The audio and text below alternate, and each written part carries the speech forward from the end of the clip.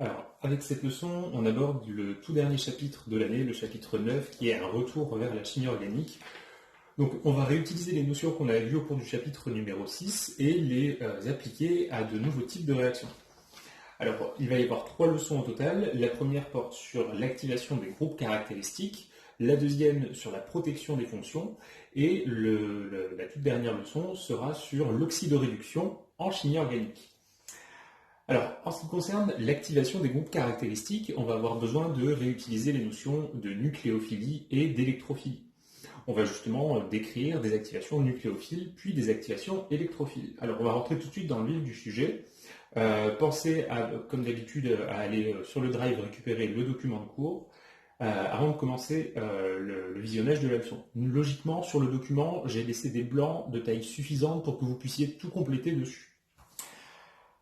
Alors, en ce qui concerne l'activation nucléophile, son principe initial est simple comme bonjour. Un nucléophile, c'est une région de la molécule qui va être riche en électrons. Eh bien, on va dire qu'on réalise une activation à partir du moment où on enrichit encore plus cette région de la molécule.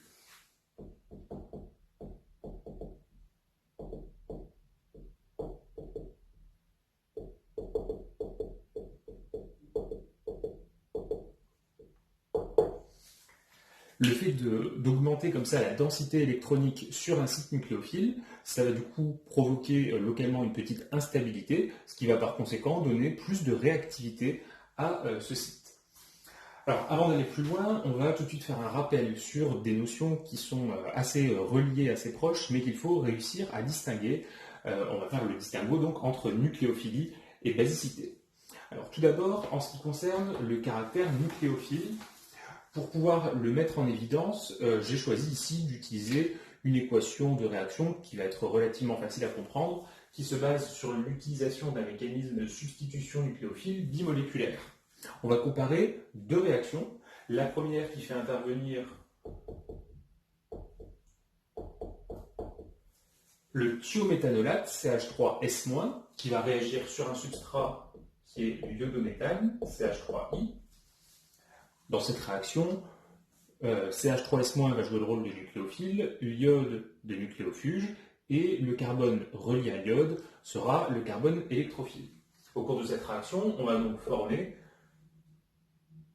un composé de la famille des thioéthers, CH3S, CH3, plus un ion iodure, I-. À cette première transformation, on va associer une constante cinétique qu'on va noter K1. On va comparer ce premier nucléophile, soufré, à un nucléophile analogue mais oxygéné, le méthanolate, CH3O-. On va le mettre à réagir sur le même substrat, l'iodométhane. Le produit qu'on va former, ce sera un hétéroxyde, CH3O, CH3, c'est-à-dire le méthoxyméthane.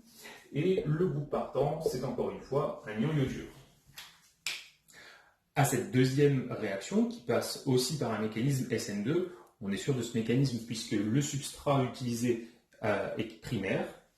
Donc on associe pour la deuxième réaction une constante cinétique K2. On a déjà parlé d'une échelle de nucléophilie, et donc si je vous demandais ici de me dire quel est le plus nucléophile entre CH3S- et CH3O-, vous devriez être capable de me dire que c'est CH3S-. Ça signifie que la constante K1 va être plus grande que la constante K2. Souvenez-vous, la nucléophilie est une notion cinétique, et c'est pour ça qu'on utilise des constantes cinétiques pour comparer les réactions.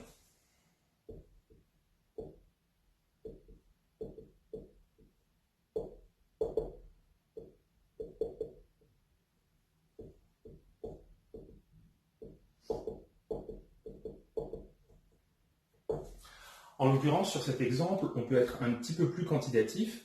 Le rapport des constantes de vitesse K1 sur K2 vaut 10 puissance 4. Ça veut donc dire que le nucléophile CH3S- est 10 000 fois plus nucléophile que CH3O-. Puisque la réaction va du coup, dans des conditions similaires de concentration, la réaction va aller 10 000 fois plus vite. En ce qui concerne maintenant le caractère basique. Alors, lorsqu'on parle du caractère basique, on définit les couples acide-base et on les caractérise par leur pKa. On va reprendre les deux nucléophiles précédents, et donc on va commencer par donner le couple acide-base associé à CH3S-. L'acide correspondant, ce sera CH3S, le méthanithiol.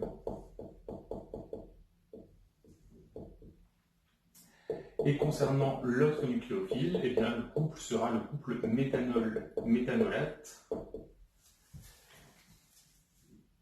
Si on souhaite maintenant comparer ces deux couples acide-base, la grandeur adéquate, ce sera le pKa. Pour le premier, le pKa est aux alentours de 10. Pour le deuxième, il est aux alentours de 15-16. Ça veut donc dire que, là ici, si on fait le résumé, la base la plus forte, c'est-à-dire celle associée au pKa le plus élevé, ce sera le méthanolate. Donc si on remet tout ça en évidence, si on fait le bilan, dans la première partie, on s'est rendu compte que du point de vue de la nucléophilie, CH3S- était le meilleur, du point de vue de la basicité, c'est CH3O-. Donc on a comme ça des propriétés qui sont assez ressemblantes. L'un et l'autre sont à la fois nucléophiles et en même temps basiques. Et pourtant, le plus nucléophile n'est pas forcément le plus basique.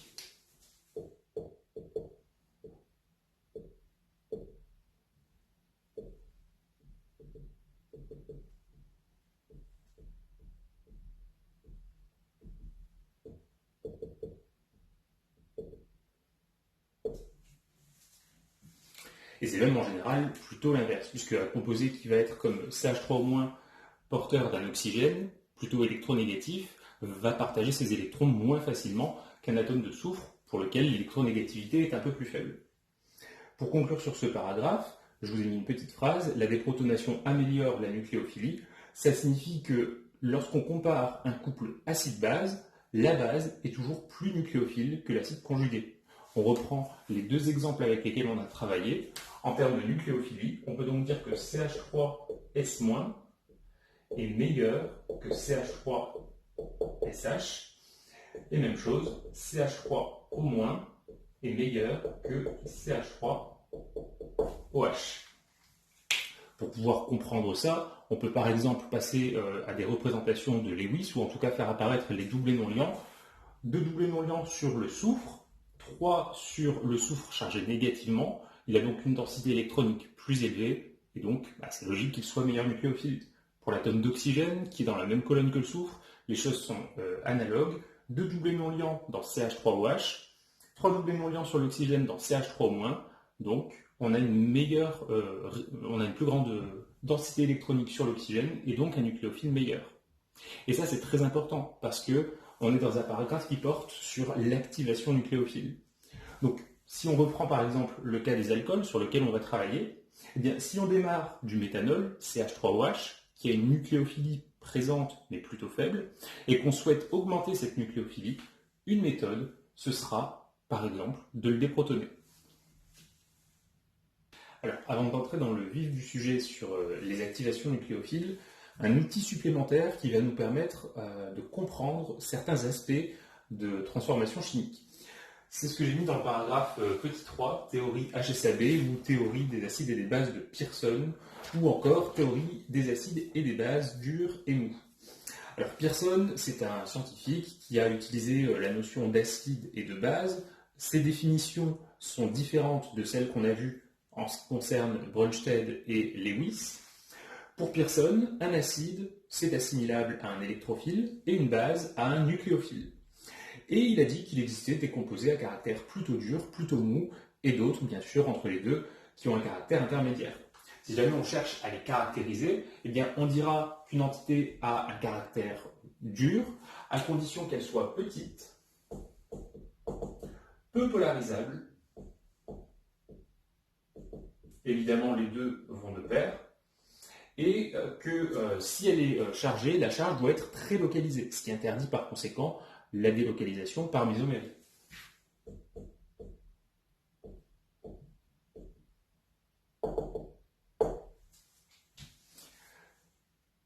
Au contraire, une entité sera qualifiée de molle si elle est plutôt volumineuse, très polarisable, et que la charge électronique, s'il y en a une, est diffuse.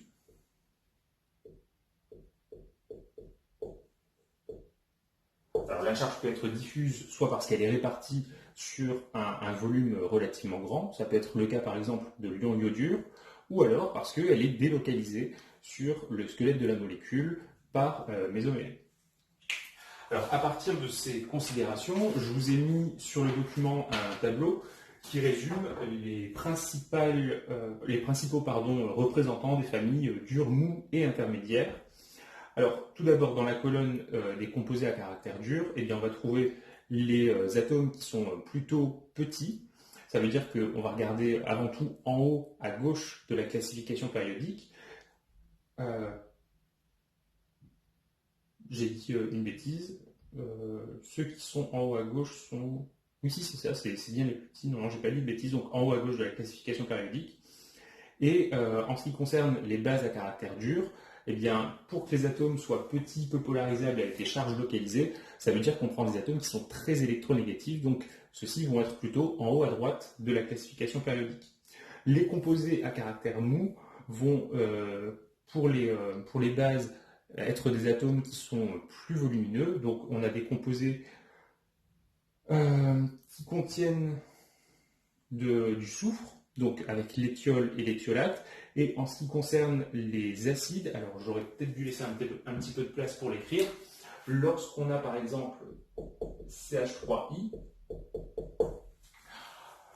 ce composé joue le rôle d'acide de Pearson puisque on a une polarisation de la liaison carbone-iode delta plus sur le carbone, delta moins sur l'iode. Et là ici, aussi bizarre que ça puisse paraître, le caractère dur ou mou du carbone va être modulé par la liaison avec le groupe partant. Donc là ici, lorsque la liaison se fait avec un atome d'iode très volumineux, très polarisable, le carbone va lui-même adopter un caractère mou. Son caractère va passer de ce côté mou vers un côté de plus en plus dur à mesure qu'on passe de l'iode vers le brome, vers le chlore ou vers le fluor. Ok, donc maintenant qu'on a dit tout ça, une règle de réactivité qui découle de cette théorie, si jamais vous avez plusieurs types de nucléophiles ou d'électrophiles, qui ont des caractéristiques dures ou molles, eh bien, si jamais vous cherchez quelles sont les associations privilégiées, Pearson a donné une règle qui est très simple à retenir, les composés qui se ressemblent s'assemblent. Autrement dit, les mous restent entre eux, les durs restent entre eux, et les intermédiaires vont pouvoir jouer un petit peu sur les deux plans. Ok, donc maintenant on peut passer dans le vif du sujet avec les activations nucléophiles. Le programme nous demande de traiter deux types de familles de molécules qui sont relativement proches mais quand même différentes, les alcools et les phénols. Un premier point, on va s'attarder sur la structure d'un alcool et sur celle d'un phénol. Dans un alcool, on aura une liaison particulière avec un carbone relié à un fragment hydroxyle OH. Ce carbone va être de géométrie tétraédrique et il sera relié à des fragments carbonés ou à des atomes d'hydrogène. Là ici, je vais prendre des notations génériques R1, R2 et R3.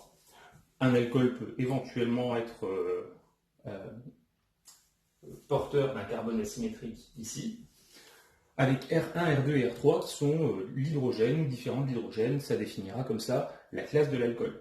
Ce qu'on retient surtout, c'est que ce carbone est tétraédrique, donc selon VSEPR, une géométrie AX4E0.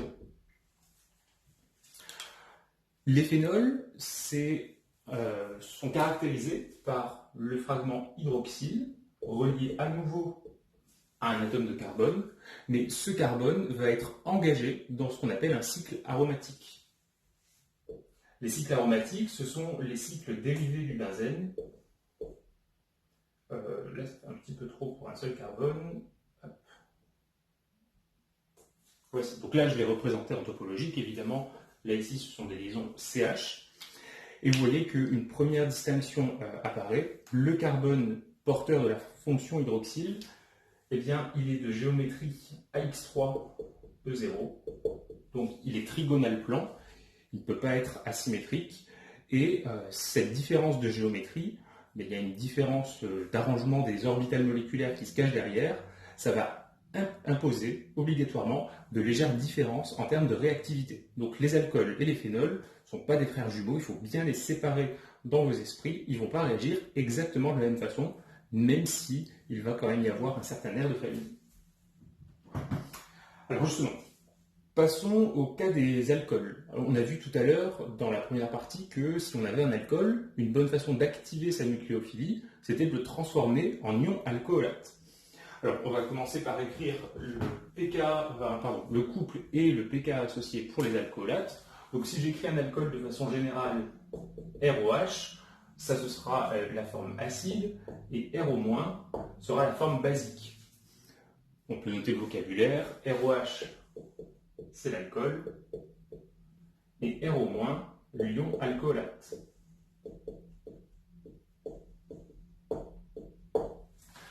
Le pK du couple alcool-alcoolate dépend de la classe de l'alcool. Il est compris grosso modo entre 16 et 19.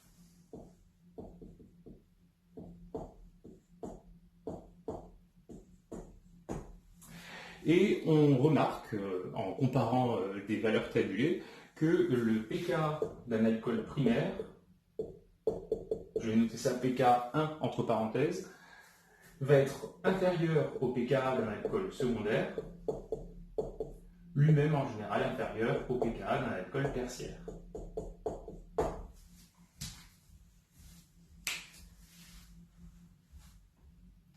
Pourquoi ce classement? Eh bien, pour essayer d'expliquer un classement de pK, il est toujours bon, comme on l'avait déjà vu, de comparer la stabilité des bases conjuguées de chaque couple. Donc ici, comparons la stabilité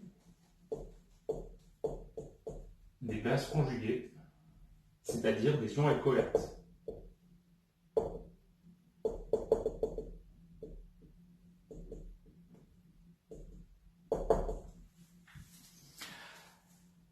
Alors, ces ions alcoolates, je vais me faire un petit peu de place pour écrire leur structure.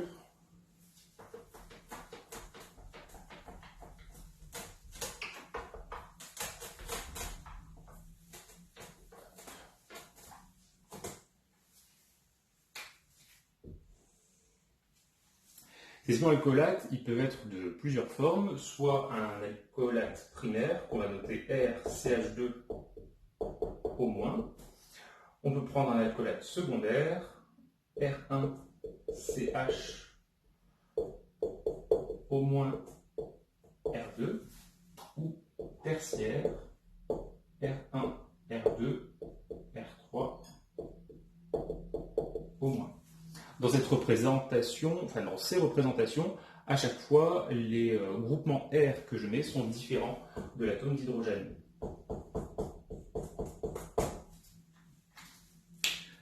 Comment comparer la stabilité de ces bases conjuguées? Alors, on a déjà pas mal parlé de stabilité, notamment dans le chapitre 4, en disant que la mésomérie était souvent la réponse. Bon, là ici, avec ces représentations, il n'y a pas de formule mésomère qui apparaissent, donc il faut raisonner sur autre chose. Lorsqu'on va voir des ions dissous dans un solvant, on a vu dans la leçon sur les solvants que des interactions soluté-solvant s'établissent. On peut même être plus précis que ça. Étant donné qu'on a ici des ions, il va nous falloir, pour les stabiliser et les solvater, il va falloir un solvant polaire. Et donc je vais choisir ici de représenter par une flèche le moment dipolaire du solvant.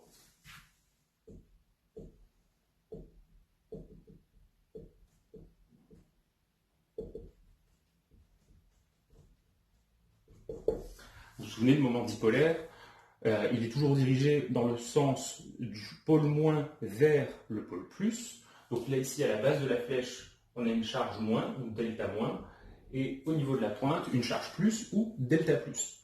Donc, l'oxygène étant chargé négativement, les molécules de solvant vont venir s'arranger dans l'espace autour de lui en présentant leur pôle chargé positif.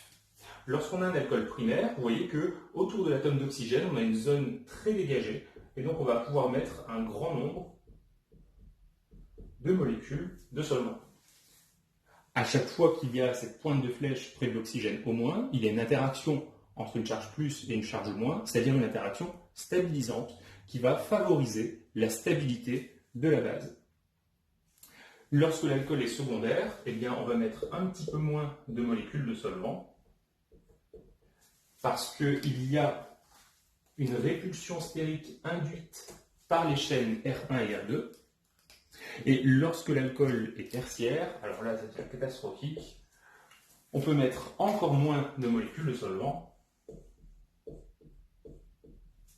Donc la stabilisation apportée par les interactions soluté-solvant est encore plus faible, et donc la stabilisation dans le milieu est un peu moins bonne.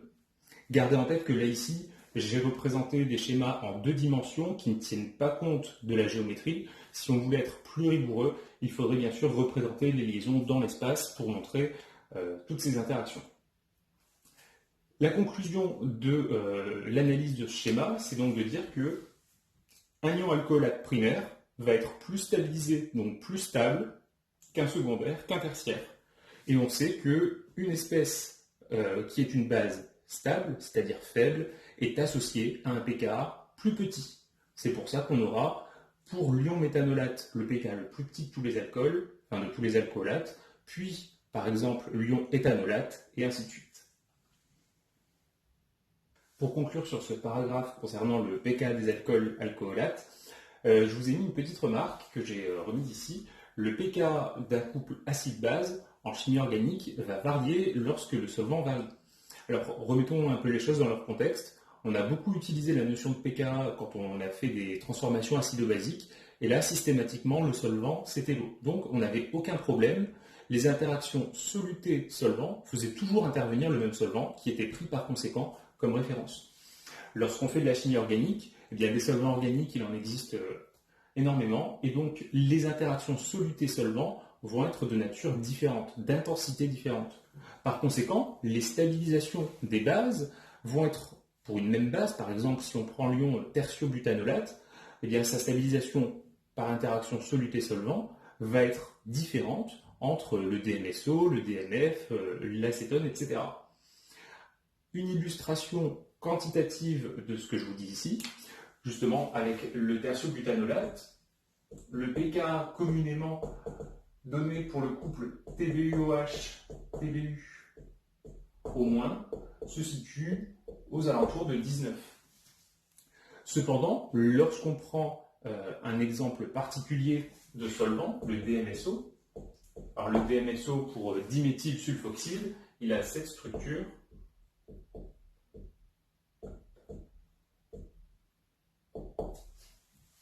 C'est un solvant qui va particulièrement bien solvater les cations. Et bien, dans le DMSO, si on met du tertiobutanolate de potassium, l'ion K+ va être en quelque sorte piégé par le solvant, laissant du coup l'anion très très nu, très très réactif. Et donc, on aura ici un pKa pour le même couple, beaucoup plus grand, aux alentours de 32. Et donc, ce que je dis là, ça fait rebond à la leçon sur les solvants. Le choix d'un solvant particulier influe, module les propriétés de réactivité d'un même composé.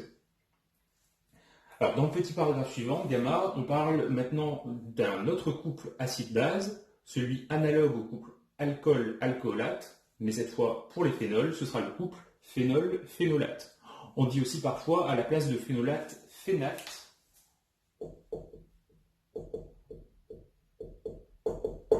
Mais c'est un mot que j'aime pas beaucoup et que j'ai pas tendance à utiliser. Je dirais plutôt phénolate. Alors, lorsqu'on parle d'un phénol ou d'un phénolate, on a vu qu'il y avait une différence au niveau de la géométrie du carbone engagé dans la fonction chimique.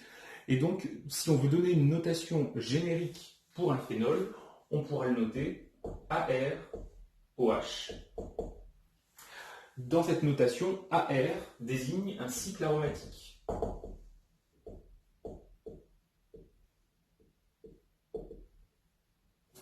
Alors les cycles aromatiques, on pourrait s'attarder un instant pour les définir.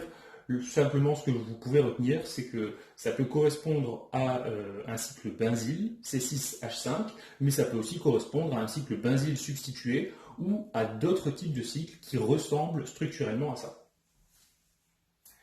Donc, AROH, c'est un phénol dans le cas général. Le phénolate, ce sera la forme déprotonée, AR-.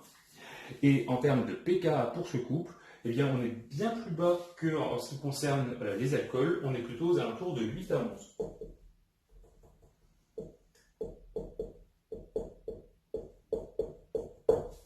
Alors tout à l'heure, je n'ai pas pensé à l'encadrer, mais les pKa en chimie organique, c'est la vie. Hein. Il faut vraiment tous bien les connaître et les retenir. Ça permet de mieux comprendre ensuite les réactions. Donc j'entoure celui-ci en rouge. Prenez un instant pour encadrer également le précédent. Ok, donc on a ce nouveau couple, on a le pKa associé, on s'aperçoit qu'il est en moyenne plus faible que le pKa du couple alcool-alcoolate. On peut alors se poser une question, celle que j'ai notée à droite, pourquoi est-ce qu'un phénolate, AR-, va être une base plus faible, en d'autres termes plus stable, que l'alcoolate associé? Bien, pour illustrer cette question, pour y répondre, je vais prendre un exemple particulier de phénolate.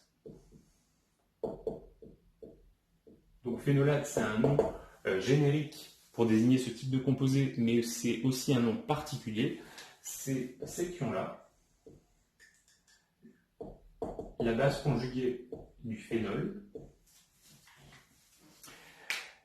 Et donc, nous devons, dans cette réponse, expliquer pourquoi cet ion est particulièrement stable. J'espère que ça vous saute tous aux yeux. C'est parce qu'on y repère des enchaînements caractéristiques de la mésomérie et on peut par conséquent écrire plusieurs formules mésomères. On repère des enchaînements pi sigma pi à l'intérieur du cycle, ce qui nous donne une première formule. Je vais l'écrire.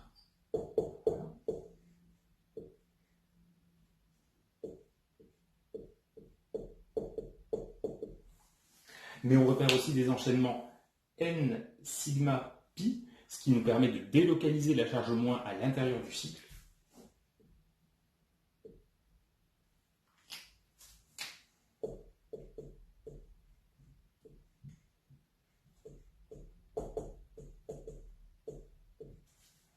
Et on peut comme ça procéder successivement en délocalisant cette charge dans le cycle.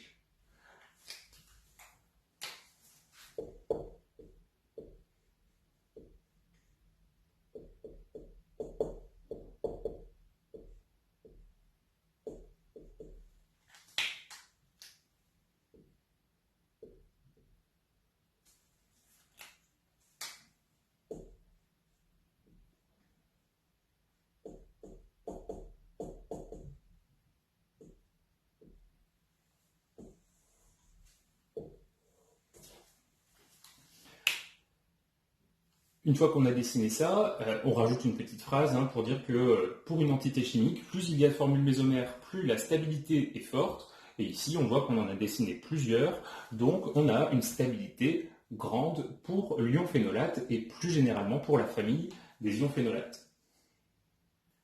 Bien, maintenant qu'on a tous ces renseignements sur les pKa des couples alcool-alcoolate, phénol-phénolate, on va voir comment utiliser ces connaissances pour réaliser des activations nucléophiles.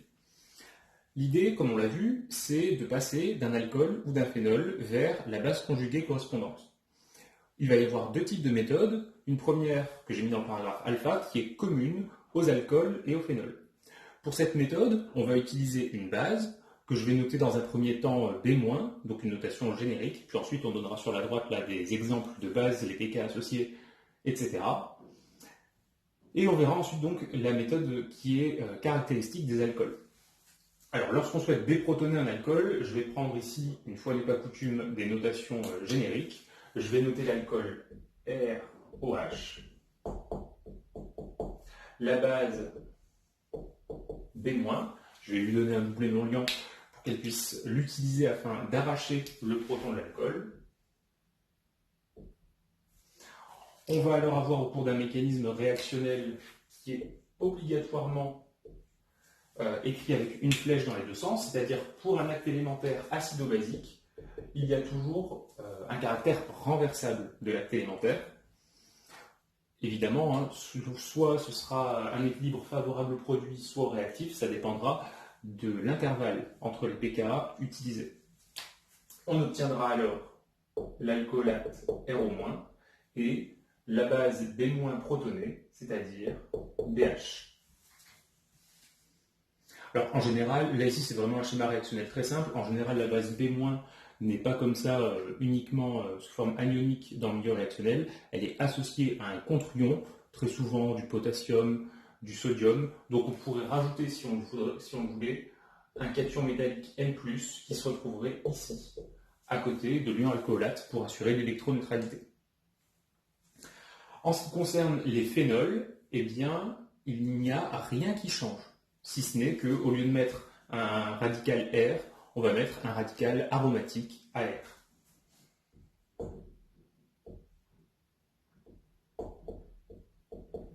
Donc on part du phénol, on utilise une base B- associée à un cation métallique N+. Il va y avoir arrachage du proton par la base, l'oxygène récupère des électrons, l'acte élémentaire, comme tout à l'heure, est renversable, il est, comme tout à l'heure, de nature acido-basique. On obtient le phénolate AR au moins, stabilisé par mésomérie, contrairement au précédent, plus la base BH et le cation métallique M+, va se mettre à proximité de l'oxygène chargé négativement. En ce qui concerne ces réactions, on a l'alcool ou le phénol qui joue le rôle d'acide, la base qui joue évidemment le rôle de base. La constante d'équilibre, elle est donnée par une relation qu'on avait vue dans le cours sur les transformations en solution aqueuse, K0 égale 10 puissance plus ou moins la valeur absolue de l'écart entre les pKa. On met le signe plus si les espèces sont incompatibles et on met le signe moins sinon. Dans le cas d'une synthèse organique, il arrange fortement le chimiste que les espèces soient incompatibles. De cette façon, on aura une grandeur en puissance ici qui sera positive et plus grande que 1. Du coup, on aura K0 supérieur à 1 et donc des réactions de déprotonation qui vont être déplacées dans le sens de formation de ce qu'on souhaite, c'est-à-dire l'alcoolate ou le phénolate. Un petit tour d'horizon par conséquent des bases qu'on peut utiliser et de celles qui ne sont pas possibles pour les B. Alors, parmi les différentes bases que l'on connaît, je ne les ai pas forcément toutes listées. Notamment, je n'ai pas commencé par les organomagnésiens, puisque utiliser un organomagnésien pour déprotoner, ce serait utiliser un char d'assaut pour couper une feuille de papier. C'est un petit peu trop puissant. La première proposition que je vous ai mise sur le document qu'on va compléter, c'est d'utiliser le LDA. LDA pour diisopropylamidure de lithium. On a déjà vu sa structure, je vous la remets ici. C'est cette base que j'avais qualifiée de Bambi. L'azote avec ses deux doublés non liants et le site basique. L'acide associé, c'est la diisopropylamine.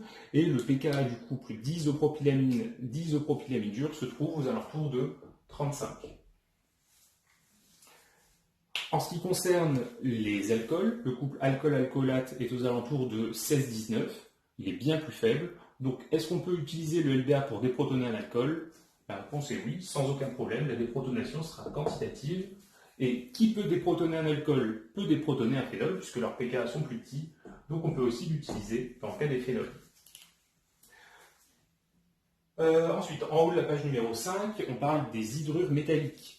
Alors, dans les hydrures, on a un hydrogène H-. On a vu qu'il y avait deux représentants, l'hydrure de sodium et l'hydrure de potassium qui étaient souvent utilisés. Donc, Na+, H- ou K+, H-. L'espèce réactive basique, c'est H-. L'acide associé, c'est H2. Donc, le couple, c'est dihydrogène ion hydrure. le pKa se trouve aux alentours de 40. Donc finalement, les ions hydrures sont une base plus forte que le LDA, ils peuvent donc déprotoner à la fois les alcools et les phénols. En dessous, je vous parle des ions alcoolates. C'est des réactifs commerciaux qui ne sont pas forcément très coûteux, donc ça peut être intéressant d'analyser leur utilisation.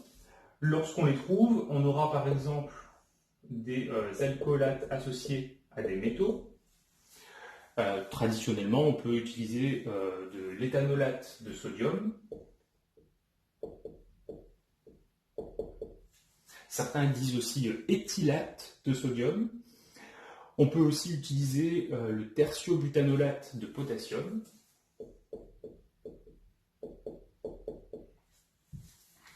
Alors évidemment, le pKa de ces bases va varier suivant la classe du carbone fonctionnel. Ce sera entre 16 et 19. Est-ce qu'on peut les utiliser pour déprotoner des alcools? La réponse est oui, mais vu que les pKa engagés seront à peu près les mêmes que ceux des espèces à déprotoner, les réactions seront peu déplacées dans le sens de formation des produits, ce qui n'est pas forcément un énorme problème. Donc, on va mettre un oui ici, même si la constante d'équilibre de l'acte élémentaire sera plutôt pas gigantesque. Et en ce qui concerne les phénols, eh bien dans ce cas-là, on peut utiliser des alcoolates sans problème. Et on aura une déprotonation quantitative du phénol. Juste en dessous, je vous parle maintenant des ions hydroxydes qu'on peut trouver dans la soude ou la potasse. Alors la soude hydroxyde de sodium, Na+, plus HO-, la potasse hydroxyde de potassium, Ka+, plus HO-. L'espèce basique, c'est l'ion hydroxyde, HO-. Le couple associé H2O, HO-, possède un pKa qui vaut 14. Du coup, est-ce qu'on peut déprotoner quantitativement un alcool avec de la potasse? La réponse est non. La déprotonation va avoir lieu, mais de façon infinitésimale, donc plutôt pas. Là ici d'ailleurs, juste au-dessus, je vais rajouter le oui entre parenthèses pour dire que ce n'est pas forcément le premier choix qu'on pourrait avoir en tête. Donc là ici maintenant, en dessous, les ions hydroxydes pour déprotoner un alcool, non. En ce qui concerne l'utilisation des hydroxydes pour un phénol, eh bien, le pKa du couple phénol-phénolate, c'est aux alentours de 8 à 11. On a plus de 3 unités de pKa entre les deux, donc on peut avoir une déprotonation quantitative. Et j'ai même trouvé, en feuilletant mes bouquins, l'utilisation de bases encore plus faibles. On peut utiliser parfois l'hydrogénocarbonate au travers d'hydrogénocarbonate de sodium, par exemple. Alors là, le pKa est encore plus faible. J'ai d'ailleurs oublié de le chercher. Il est à 10,3. Donc là, pour déprotoner un alcool, ça ne fonctionnera quasiment pas, hein, donc non. Et pour déprotoner un phénol, eh bien, ça dépend du phénol, mais c'est envisageable. Ce n'est pas forcément la meilleure base, donc si on l'utilise, on peut en mettre par exemple en excès pour favoriser la déprotonation. Donc comme pour tout à l'heure, je vais mettre un oui entre parenthèses. En même temps que j'efface, je regarde la dernière valeur de pKa et je me dis que celle-ci, c'est pas la bonne. J'ai pris le pKa du couple HCO3-, CO3-, donc dans ce couple HCO3-, joue le rôle d'acide. Du coup, la valeur qui est là, il faut la corriger, c'est pas 10,3. Le couple qui intervient, c'est le couple H2CO3, HCO3-, et le pKa se trouve à 6,3.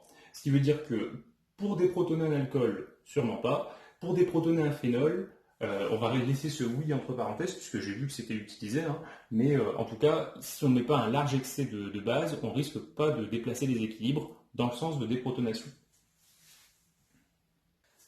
Toujours dans la partie sur les activations nucléophiles, on voit maintenant une méthode qui est propre aux alcools. Donc ce qu'on va voir là ne fonctionnera pas si vous utilisez un phénol. Les alcools sont des composés qui peuvent subir des transformations d'oxydoréduction à condition de rajouter dans le milieu réactionnel des métaux réducteurs. Le principal exemple qui est détaillé, c'est l'utilisation du sodium métallique. C'est pour ça que je vous ai donné le couple Na+, Na solide. Mais on peut rencontrer dans la littérature d'autres métaux qui sont utilisés. Donc le potassium, par exemple. Je souligne à chaque fois l'espèce qu'il faut introduire dans le milieu réactionnel. On peut aussi utiliser du magnésium avec le couple, cette fois qui sera Mg2+, Mg solide. On en avait parlé de la comparaison entre, donc là c'est le magnésium qu'il faut introduire. On avait parlé de la comparaison entre le sodium et le magnésium, plus particulièrement de la comparaison de leurs propriétés de réduction dans le TP de début d'année sur la classification périodique des éléments. Et le sodium, lorsqu'on l'utilise, vu que c'est un métal très actif, on peut travailler à température ambiante. Alors que le magnésium, un petit peu moins réducteur, pour pouvoir l'utiliser, il vaudra mieux utiliser un chauffage à reflux. Mais du point de vue du principe, c'est la même chose. Que se passe-t-il dans ce type de transformation? On va mettre dans un ballon l'alcool qu'on souhaite activer et un métal réducteur.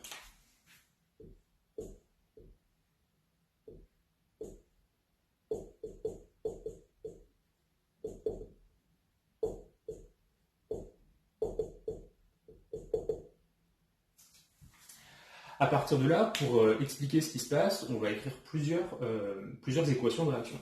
Tout d'abord, l'alcool, ROH, il existe sous sa forme associée, on va dire, ou sous sa forme dissociée, RO- plus H+.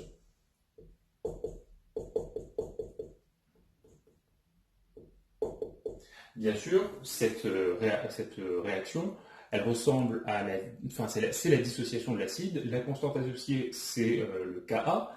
Et puisqu'il est très faible, de l'ordre de 10-16 à 10-19, cet équilibre est très défavorable à la formation des composés sur la droite. C'est pour ça que je mets plutôt une flèche ici sur la gauche pour dire qu'on a principalement une rétention de ROH et très peu de ces deux formes-là.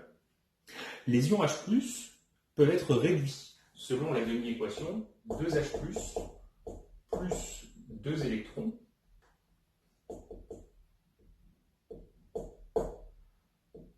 donne H2. Mais vous voyez que pour faire cette réduction, il faut des électrons. Qui les donne? Le métal réducteur. Je vais reprendre ici l'exemple du sodium.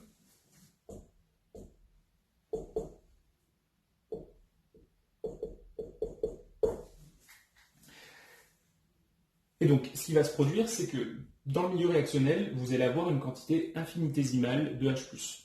Dès que c'est H+, vous rencontrez du sodium. Le sodium va libérer un électron récupéré par le H+, en donnant des ions sodium. Et ces électrons récupérés par les H+, par l'équation qui est ici au milieu, vont se transformer en dihydrogène gazeux qui va pouvoir quitter le milieu réactionnel.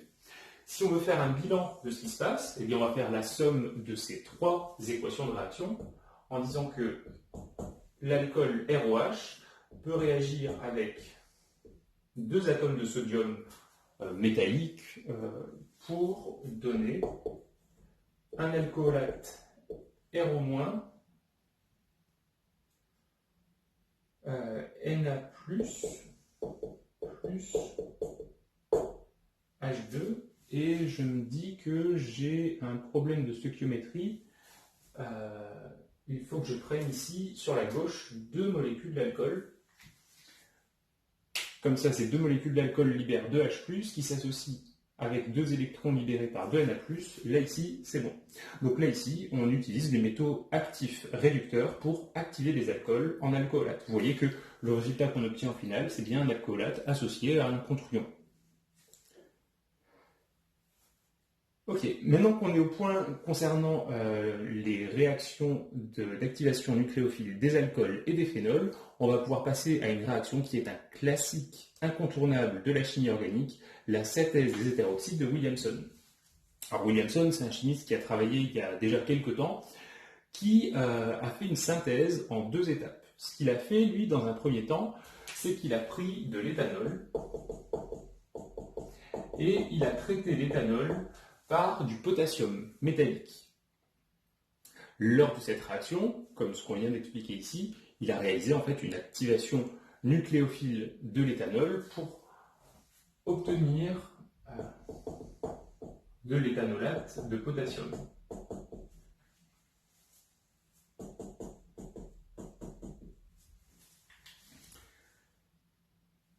Une fois qu'il avait fait ce traitement, dans un second temps, il a ajouté dans son milieu réactionnel du bromoéthane.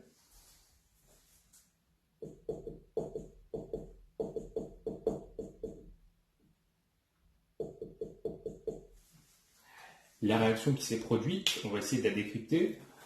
L'éthanolate joue le rôle de nucléophile, c'est j'espère pour vous évident, hein, puisque c'est une activation nucléophile qu'on réalise dans l'étape juste au-dessus. Donc ET au moins joue le rôle de nucléophile. Par conséquent, dans l'autre molécule, il va y avoir un électrophile. C'est le carbone relié à l'atome de brome.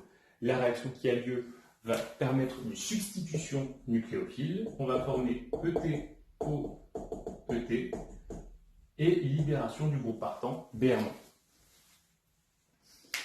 Donc ça, c'est historiquement ce qui s'est produit.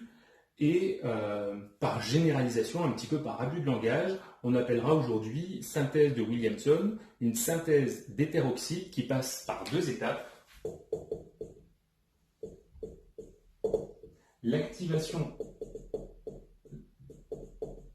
nucléophile d'un alcool ou d'un phénol.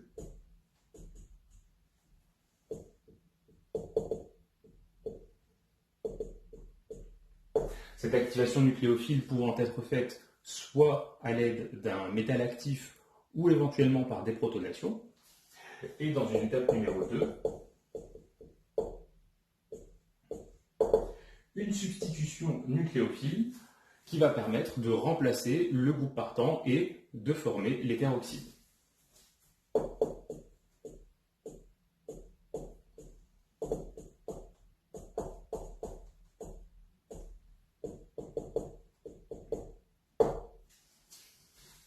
Alors, concernant ces hétéroxydes, je vous rappelle, au cas où vous auriez oublié leur structure, qu'il s'agit des molécules de formule générale R1O R2, avec R1 et R2, qui peuvent être des groupes identiques, des groupes carbonés identiques, ou des groupes carbonés différents. Bien maintenant, on s'intéresse au mécanisme de la réaction de synthèse des hétéroxydes de Williamson. Pour ça, j'ai choisi un exemple qui n'est pas tout à fait l'exemple historique, mais un exemple de synthèse qui se raccroche plus globalement à la méthodologie de synthèse. On va prendre comme réactif initial celui-ci, on peut l'appeler l'isopropanol ou propane de Hall. On le met à réagir dans un premier temps avec l'hydrure de sodium, on le connaît, hein, c'est une base forte, à température ambiante. Puis dans un second temps, on fait un ajout de bromométhane. Alors le bromométhane, soit on l'utilise pur, soit on peut le diluer dans de l'isopropanol par exemple. L'idée c'est, bon là si vous arrivez déjà à écrire la structure du produit, c'est génial, vous pouvez compléter, mais l'idée c'est d'écrire le mécanisme réactionnel pour déterminer la structure du produit. Alors on se lance d'abord dans l'étape numéro 1. On a dit tout à l'heure que cette étape c'était une activation nucléophile. Donc, puisqu'on passe à l'écriture de mécanismes réactionnels, on passe en mode rigueur extrême en mettant tous les doublés non liants dès que c'est nécessaire. Alors, pour l'isopropanol, il va y avoir une réaction dans un premier temps avec l'hydrure de sodium.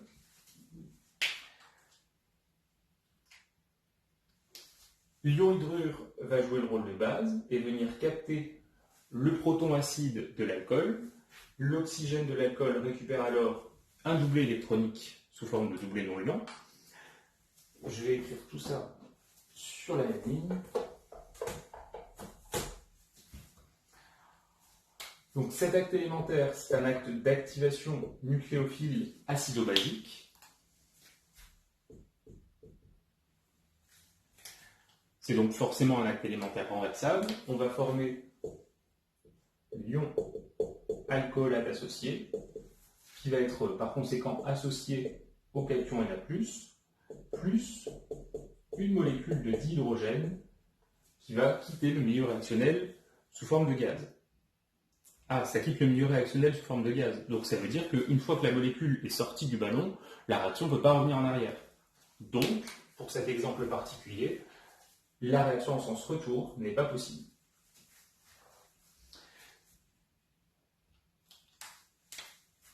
Une fois qu'on a fait ça, étape numéro 2, on reprend l'alcool activé sous forme d'alcoolate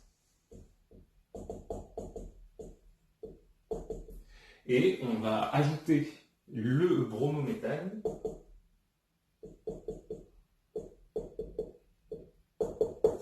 on peut éventuellement mettre en évidence la polarisation de la liaison carbone-groupe partant pour expliquer que le nucléophile va venir attaquer l'atome de carbone et laisser partir le groupe partant. Là ici, puisque le substrat est primaire, le mécanisme est obligatoirement une substitution nucléophile SN2.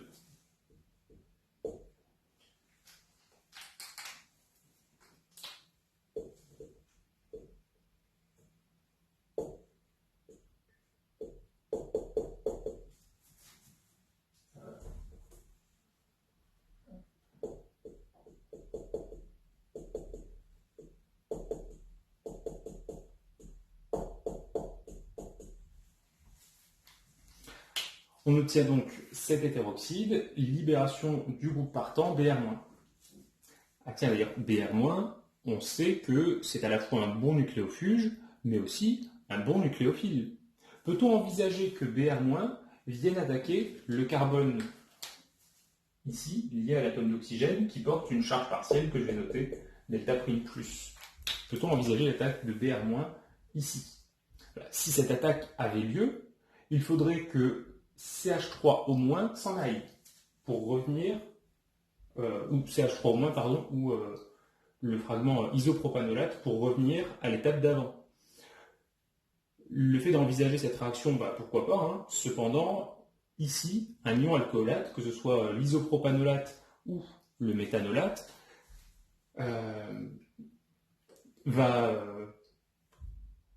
je me suis embrouillé en voyant qu'on avait un autre carbone ici chargé de delta seconde plus. On va le rajouter.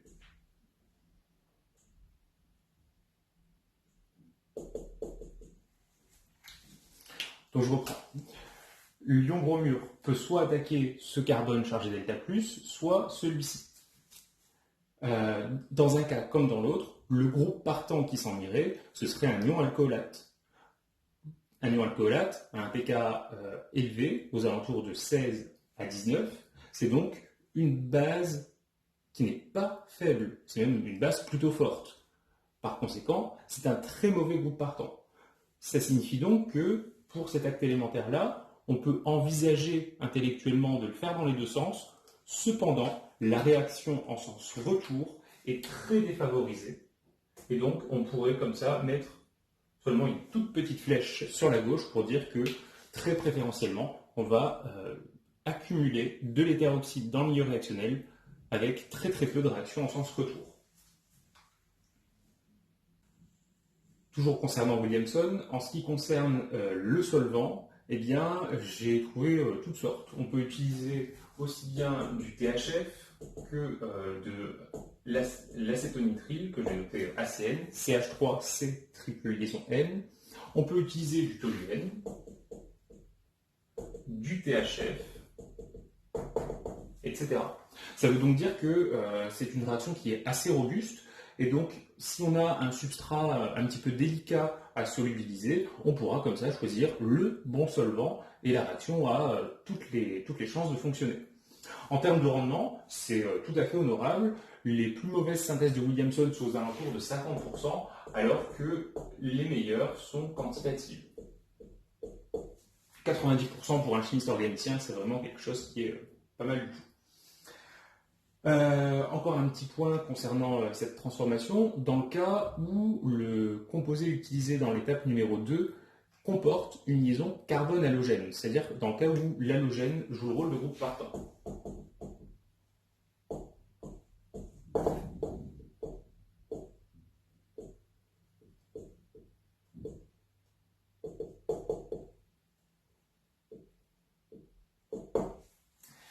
Ce qu'il faut savoir, c'est que ces halogènes sont déjà de bons groupes partants, ils partent sous forme d'ions halogénures, mais on peut encore plus faciliter leur départ en utilisant le fait que les halogènes adorent l'argent. Si vous avez regardé au préalable la leçon sur les réactions de précipitation, on a mis en évidence le fait qu'on pouvait utiliser la précipitation de Ag+, avec n'importe quel ion halogénure.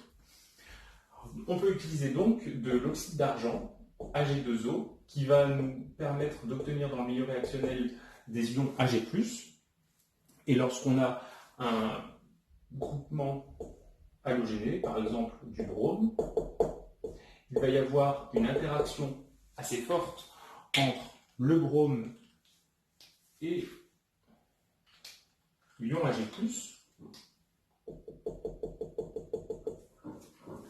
En d'autres termes, le brome est en train de partager un petit peu ses électrons avec l'argent, ça le rend plus électronégatif, donc les électrons de la liaison carbone-brome vont se déplacer vers l'atome de brome, on a un effet inductif plus élevé, du coup le carbone qui est ici relié au groupe partant va être plus électrophile, et donc on va comme ça favoriser le départ des halogènes.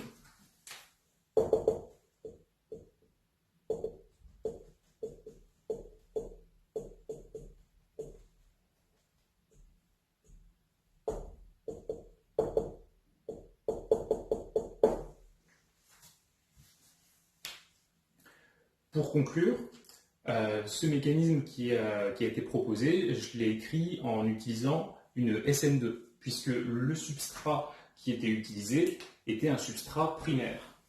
Donc encore une fois ici une remarque sur l'étape numéro 2. Cependant, il faut bien retenir que le mécanisme SN2 va être en compétition avec d'autres mécanismes, notamment avec le mécanisme SN1, mais à la limite, j'ai envie de dire que ça passe par SN1 ou SN2, tant qu'on obtient l'éteroxyde, c'est pas un énorme problème, sauf s'il y a des problèmes de carbone asymétrique. En revanche, SN2 est aussi en compétition avec des mécanismes d'élimination.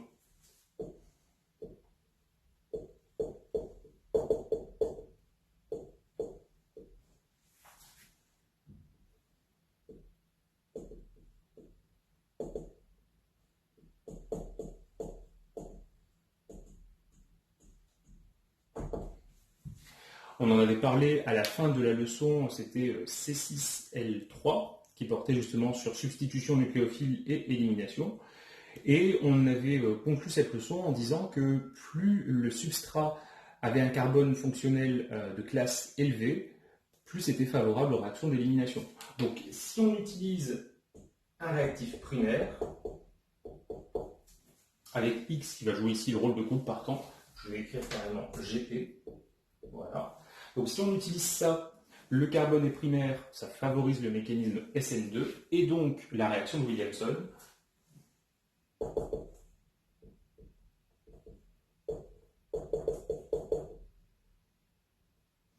Alors que si vous utilisez un substrat tertiaire,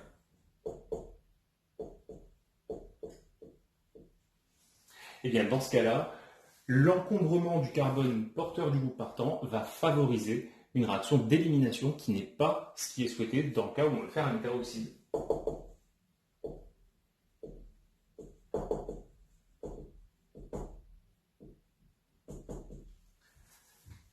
Ça veut donc dire que si on vous propose un exercice de rétrosynthèse et que vous obtenez deux voies possibles pour un même hétéroxyde, les deux voies risquent de ne pas être équivalentes. Si l'une des deux passe par un composé primaire, elle sera à favoriser par rapport à une qui passerait par un composé secondaire ou tertiaire, de façon à limiter l'élimination face à la substitution nucléophile. Et justement, le hasard fait bien les choses, le paragraphe suivant du cours est un petit exercice de rétrosynthèse.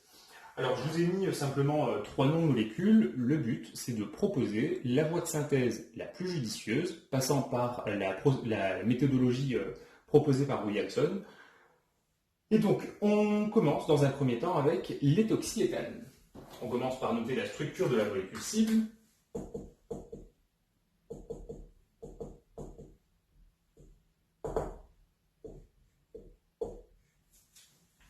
Je vous rappelle également qu'à part en prépa, peu de gens appellent cette molécule l'éthoxyéthane. On l'appellera plutôt l'éther diéthylique, diéthyléther, c'est encore le nom que j'ai le plus souvent croisé. Cet éthéroxyde, il a une super idée, c'est qu'il est symétrique. Ça veut donc dire qu'on peut envisager deux voies de synthèse qui seront identiques l'une et l'autre.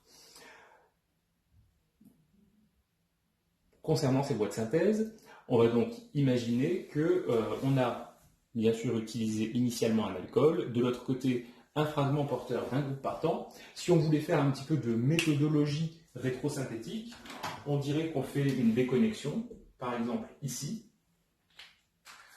permettant d'aboutir à ces deux fragments.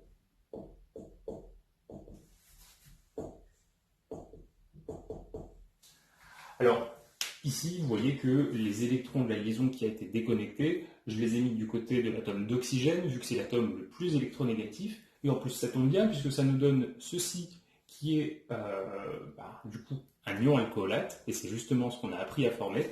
Et de l'autre côté, on a ce composé-là. J'ai également un mea culpa à vous faire. Je me suis rendu compte en feuilletant un peu plus sur la rétrosynthèse que je me suis trompé de nom lorsque je vous ai parlé de ces entités. Je vous ai dit qu'on appelait ça des rétrons, parce que j'avais le souvenir persistant d'une de mes profs qui appelait ça des rétrons, mais en réalité, on appelle ça des syntons.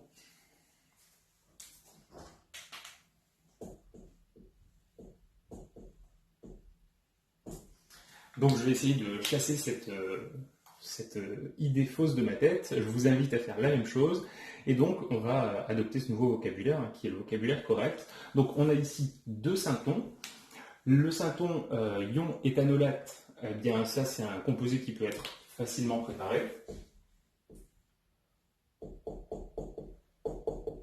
À condition d'utiliser de l'éthanol, plus un réactif d'activation, soit un métal actif ou alors une base.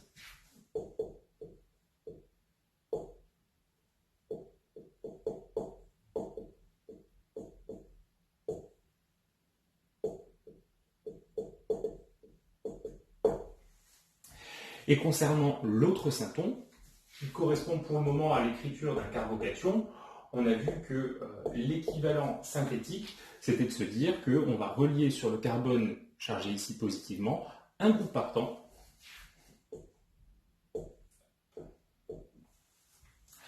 Et parmi ces groupes partants, eh bien, on peut prendre par exemple un halogène. Ou on avait également vu les esters sulfoniques comme le fameux tosylate. Si on reprend tout ça et qu'on écrit les choses dans le sens synthétique, je vais prendre des molécules réelles, on peut prendre dans un premier temps donc de l'éthanol. On va le mettre en présence de sodium à l'état métallique. Le solvant, ce sera le méthanol lui-même. Puisque c'est du sodium, il est très réactif, on peut travailler à température ambiante. Et dans un second temps, on va mettre un fragment éthyle relié à un groupe partant, pourquoi pas du bromoéthane. S'il faut le dissoudre dans un solvant, on pourra prendre de l'éthanol. Et lorsqu'on aura fait tout ça, toujours à température ambiante, on arrivera à former le diéthyléther. Les sous-produits qui vont être obtenus, eh bien, ce seront du sodium des ions Na+, et du groupe partant des ions Br-.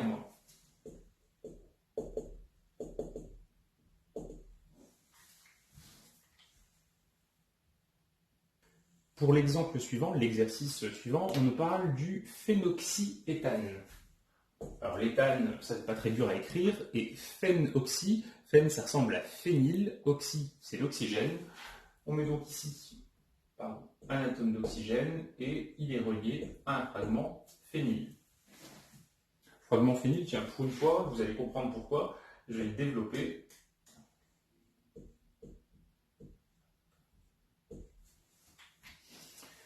on essaye de trouver une voie de synthèse pour ce composé. Alors je vais commencer par faire un petit peu de formalisme rétrosynthétique et commencer par une erreur. Donc regardez ce que je vais écrire, vous n'êtes peut-être pas obligé de le mettre sur votre cours, mettez peut-être seulement le problème qui se pose. Si je déconnecte ici, les symptômes auxquels on aboutit seront les suivants.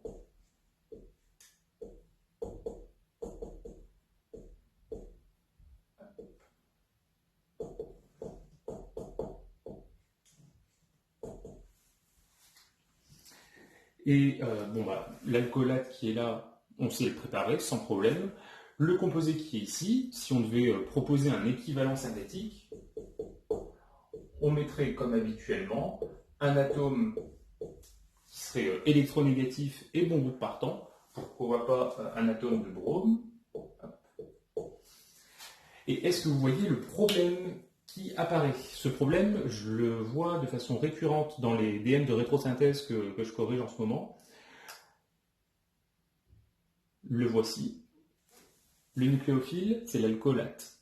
L'autre molécule joue le rôle d'électrophile. Par conséquent, le carbone électrophile, c'est celui-ci, celui relié au groupe partant. Eh bien, un nucléophile ne peut pas réagir selon un mécanisme ni SN1 ni SN2 sur un carbone à géométrie trigonale plane. Je vous rappelle que les mécanismes qu'on a vus ne sont valables que pour des carbones tétraédriques. Ça veut donc dire que, là ici, si vous souhaitez emprunter cette voie de synthèse, ça reviendrait à chercher des réactions qui ne sont pas au programme et que vous n'avez pas le droit d'utiliser. Ça veut donc dire que ça, c'est pas l'idée qu'on va retenir. Si jamais ça vous intéresse, que vous êtes passionné de chimie organique et que vous avez envie de lire ça tout l'été, il existe en réalité un mécanisme qui existe, qui n'est pas au programme, donc faites-le uniquement si vous avez beaucoup de passion.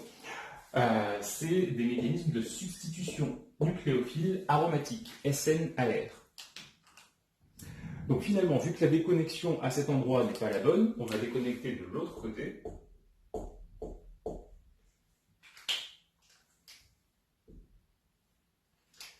On va obtenir comme symptôme pH au moins, plus un radical éthyle plus. pH au moins, on sait qu'on peut l'obtenir à partir du phénol et d'une base suffisamment forte. Alors une base assez forte, pas coûteuse, qui déprotonne quantitativement le phénol, on va prendre la soude. Et de l'autre côté, on va mettre un groupe partant sur le fragment éthyle. Si on résume tout ça, la synthèse va donc nous donner la chose suivante. Donc on prend du phénol, on va le mettre en présence d'une base. Donc on a dit qu'on allait prendre de la soude. On peut prendre de la soude dissoute dans l'eau. Il va y avoir du coup déprotonation. Les ions phénolates déprotonés vont pouvoir se dissoudre dans l'eau. On ajoute ensuite, dans un second temps, le composé porteur du groupe partant. Je vais reprendre comme tout à l'heure un composé avec du brome. Et là, patatras, puisque ce composé-là est principalement aprotique et peu polaire. Il ne va pas se dissoudre dans l'eau. On va avoir un mélange biphasique. Si on a un mélange biphasique, on sait qu'en chimie, on peut utiliser des catalyseurs de transfert de phase, comme le tétrabutylammonium. Donc, on peut rajouter ici un agent de transfert de phase, Bu4N+, Br-, qui va du coup prendre les molécules organiques, les amener en phase aqueuse, prendre les ions, les amener en phase organique, et tout ça va permettre de former le produit qu'on souhaite. En termes de sous-produits, eh bien, on aura des ions Na+, issus de la soude.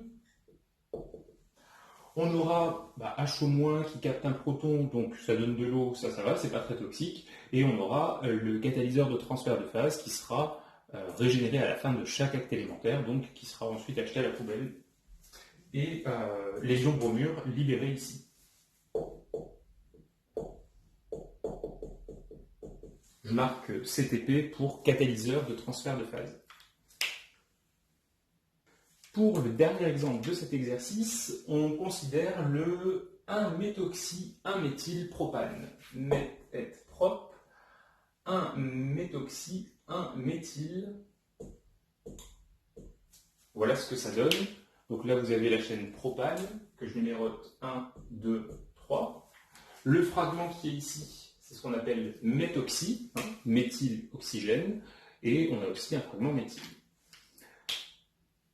Alors, on doit encore une fois proposer une synthèse de ce composé-là, et vous voyez que ici, l'hétéroxyde est dissymétrique. Les deux carbones de chaque côté sont tétraédriques, donc on n'a pas le problème de l'exemple numéro 2, et pour autant, on ne peut pas utiliser deux voies de synthèse de façon identique. Les deux voies de synthèse auxquelles on pourrait aboutir, je vais vous les écrire directement, et vous pouvez passer par le formalisme de la rétrosynthèse si vous le voulez. Ce serait de se dire, je vais prendre du méthanol, qui correspond au fragment que j'ai entouré en bleu, le déprotoner dans un premier temps, par exemple avec du LDA. Le méthanol jouera à la fois le rôle de réactif et de solvant. Et dans un deuxième temps, on va prendre le fragment de droite associé à un groupe partant,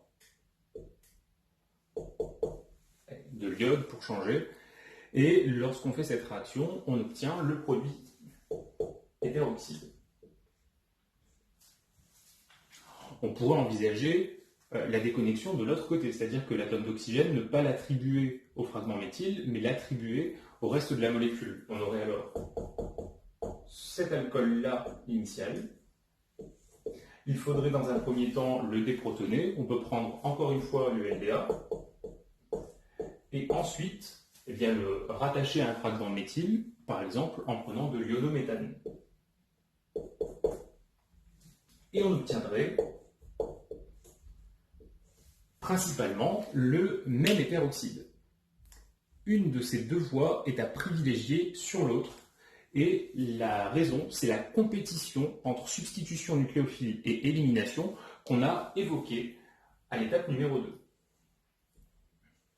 Lorsqu'on analyse ces réactifs, on constate que pour la première proposition, on a ici un substrat qui sera secondaire. Substrat secondaire, ça veut donc dire que la compétition entre substitution et élimination commence à devenir non négligeable. En d'autres termes, vous allez avoir l'ion méthanolate qui va faire la substitution nucléophile pour former l'hétéroxyde, mais possibilité également d'arracher des protons en bêta, soit ici, soit là, pour former des alcènes.